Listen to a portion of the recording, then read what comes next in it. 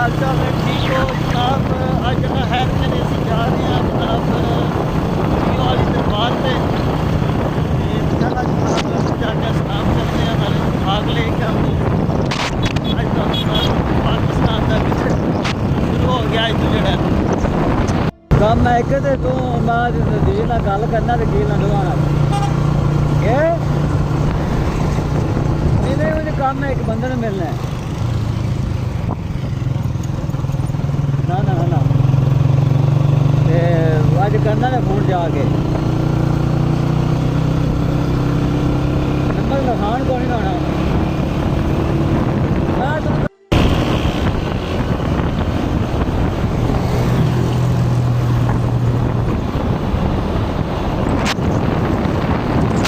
दोस्तों हम इस टाइम खारियां दे विच मौजूद हो गए हैं जड़ा ना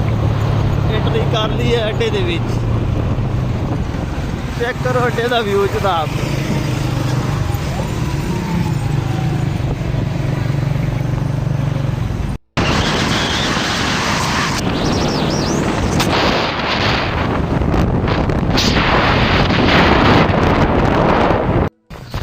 हाँ जी दोस्तों फाइनली पहुँच आए हैं दरबार पे हूँ इतने करने गुजर फिर सलाम शाम करने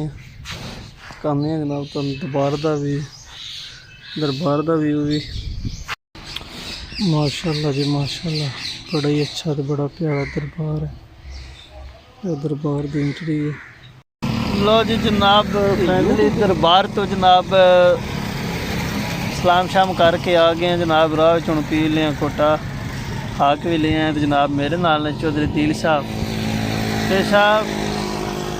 क्या हाल ने ठीक हो तो हूँ जनाब वापसी जाने पे जाके फिर तुम दसने खारियां एक दो काम ने निक्के निक्के वो भी करने ने तो हूँ आ गया जनाब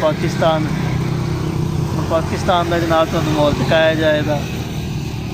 लो जी वीर जनाब घोटे का गिलास आ गया चेक करो जनाब